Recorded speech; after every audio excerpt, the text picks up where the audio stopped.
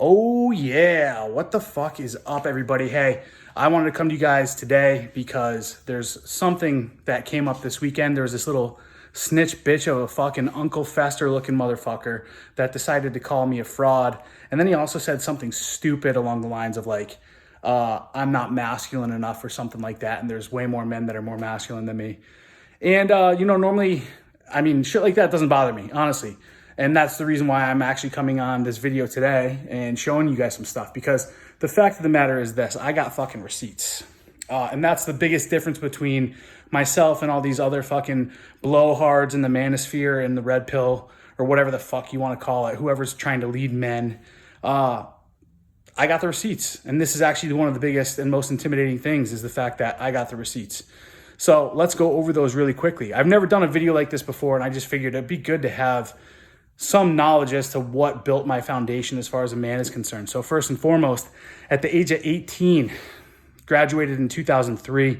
The second I got my diploma, I marched down to the Marine Corps recruiter's office and I became a United States Marine. I didn't go to boot camp until 19 years old. So you guys can see I was a staff sergeant, served 9 years. Here's some of my medals. There's my jump wings. There's my deal right there. I'm gonna read that to you here in a second. Really what it comes down to was, in a time of uncertainty, in a time of unknown, I decided to rise to the occasion. I grew up in a small town, a bunch of fucking townies, a bunch of people going nowhere. I grew up in a pretty, I don't want to say poor household, but, low income, middle class that wasn't really going anywhere. Didn't have a lot of masculine mentorship in my house. And that's one of the biggest reasons why I decided to join the Marine Corps, was I was looking for masculine mentorship. Believe it or not, my time in the Marine Corps, I didn't receive that much. About 85% of the lessons I learned in the Marine Corps were what not to do. So this isn't to encourage joining the military. I think it could be a lot better of a service. But I also did deploy to Iraq, did deploy to Afghanistan, served with Force Reconnaissance for a little while. I was a counterintelligence, human intelligence specialist. And the other receipt I want to show you guys right now is this award that I got for some of the things that I did in combat. So let me show you guys this real quick, just so you can check the validity of all that good stuff if you guys need to check receipts. But here's what it comes down to, and I'll read this out to you guys. So, Department of the Navy Marine Corps Achievement Medal,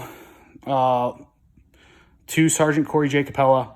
Heroic achievement in the superior performance of his duties while serving as counterintelligence, human intelligence specialist, 1st Intelligence Battalion, IMF Headquarters Group, IMF Forward, Afghanistan, on 16 July 2010 in support of Operation Enduring Freedom. While in support of 40 Commando, Sergeant Capella's patrol was attacked by 2 improvised explosive devices, resulting in 5 casualties. Without hesitation, he began applying first aid to a casualty while under intense small arms fire from a squad-sized element. At great risk to himself, Sergeant Capella then carried casualties through intense fire to a casualty collection point, returning multiple times to ensure all casualties and gear were recovered. With little regard for his own safety, Sergeant Capella returned a final time to establish a rear guard position, providing cover fire as the patrol maneuvered to safety under intense small arms, machine gun, and rocket-propelled grenade fire. Sergeant Capella's initiative, perseverance, and total dedication to duty reflected credit upon him and were in keeping with the highest traditions of the Marine Corps and the United States Naval Service. So much for my lack of masculinity in that situation, huh?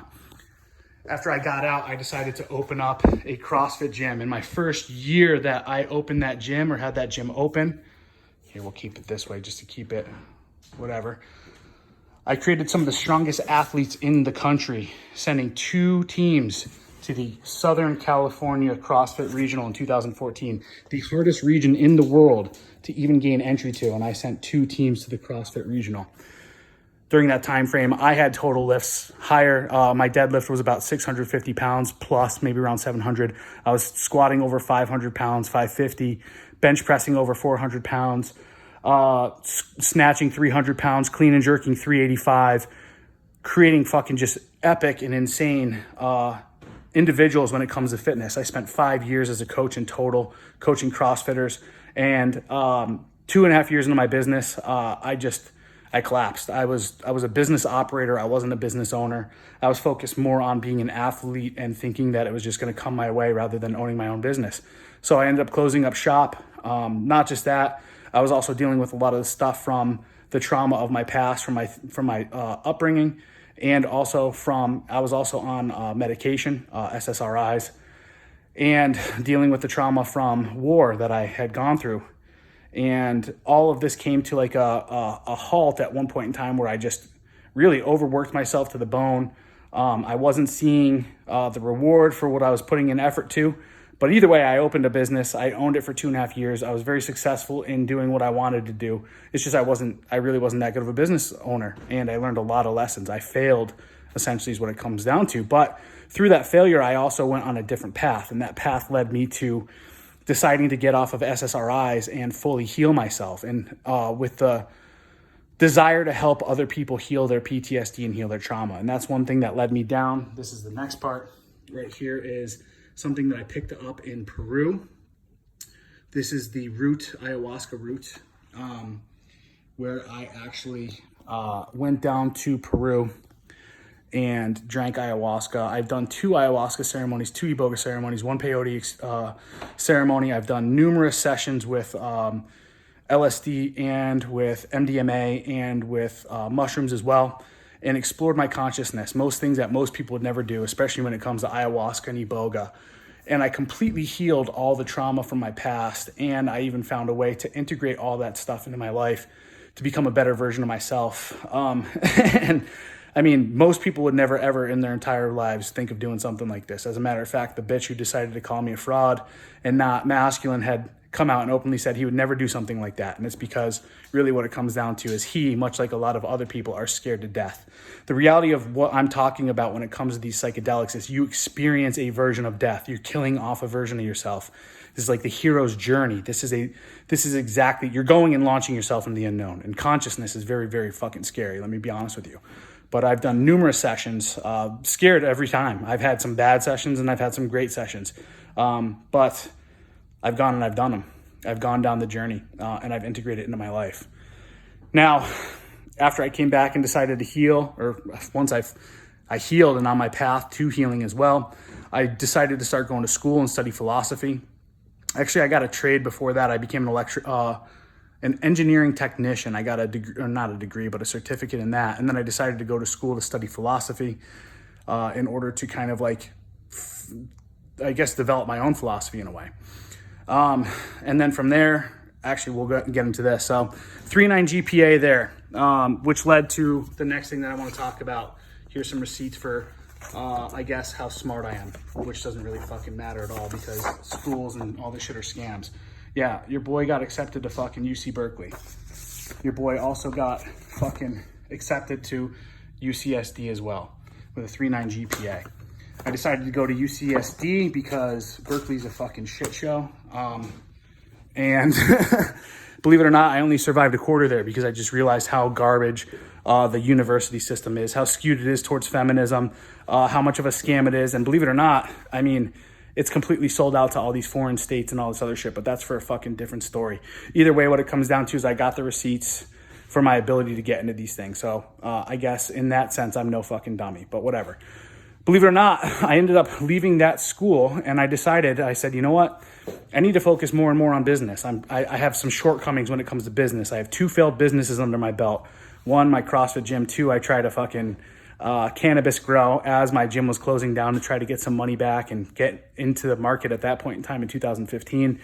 That didn't work out, and it's what resulted in me accruing a little bit of debt and having to file bankruptcy as well. I was like, you know what? I had an issue when it came to my business of selling, when it came to exchanging money for my value. I was like, you know what I need to do is I need to get into sales. So actually what I did was I moved over to another school. I went over to the University of Phoenix where I'd only have to go to school 1 day a week for 4 hours and still get paid the same amount of money using my GI Bill. And then I went and got a sales job. And I was like, what's the hardest sales job I could ever get? What's the fastest way for me to be able to learn sales?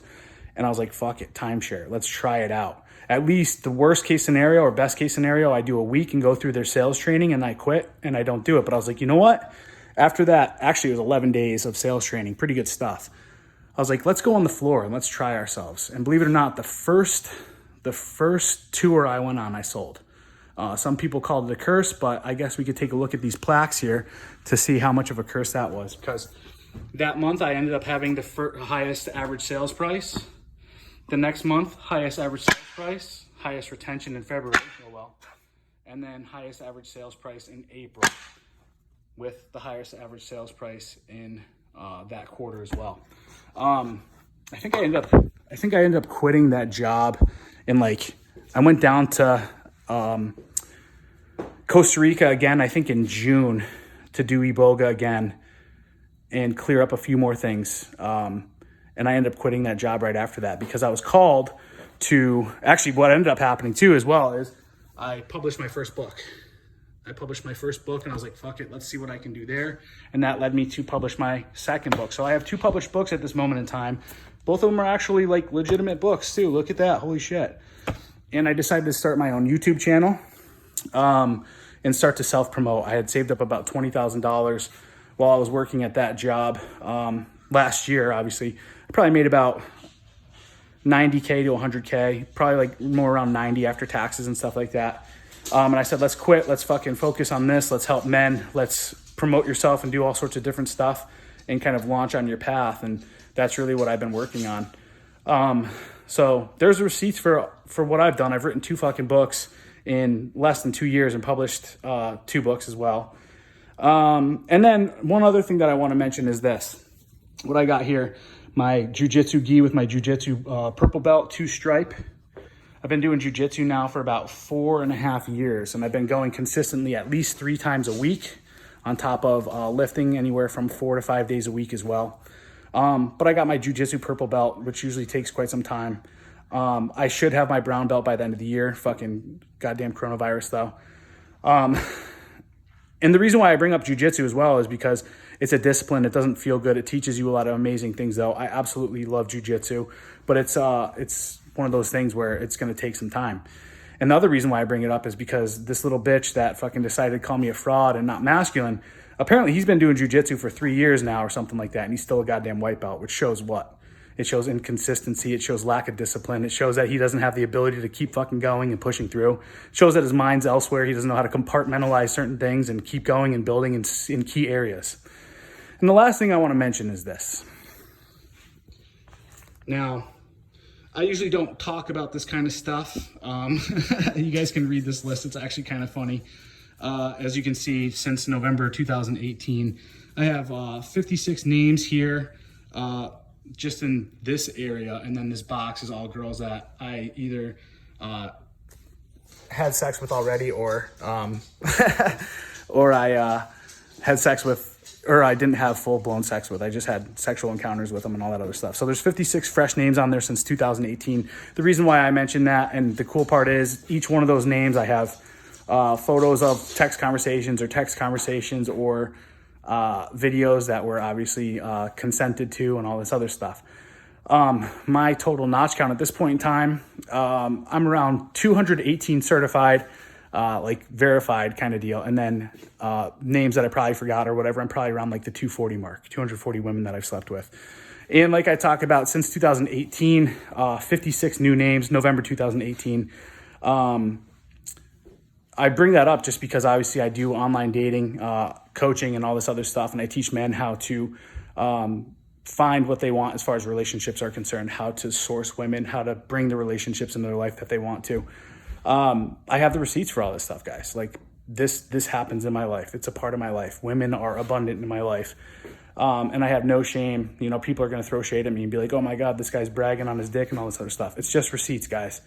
I'm just showing you what I'm capable of. I'm showing you what I've done in my past. I'm not afraid to sit here and show you this. But one of the last things that I want to show you is this as well. And there's a reason why I'm shirtless. And it's because one of my biggest goals in life has always been to be at or around 10% body fat and maintain it. And obviously during this quarantine, it's a very easy time for people to start slipping. And during this time frame, I've actually dedicated my life hardcore to getting on the right diet, finally found the right notes, and continue to work out. And that's kind of what I want to show you right now too, is just where the physique is at as far as that's concerned, right? I wish I could zoom in. I could show you all the goods, right? But that's where we're at.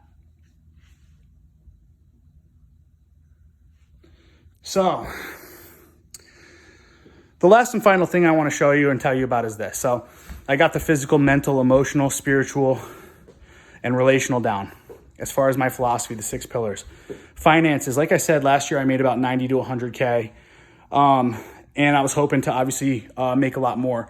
Obviously, I decided to invest instead of working a 9-to-5 job, now starting to do my own brand, my own entrepreneurship, my own business, and it's taking a lot of time. I'm not going to sit here. I'm not going to tell you that I'm rich. I'm really not. I live in a fucking suite all by myself. I drive a 2014 Ford Fiesta. I guess the reason why I want to tell you about this is this as well, because most men aren't in a really awesome financial situation. The goal is to get there. But I've been able to accomplish every one of these things without being popular. Like, one thing is, I'm not cool and I'm not rich. I'm not popular and I'm not rich, right? I'm in the sense of like popularity is concerned, I'm an average Joe. I blend in with everybody kind of deal.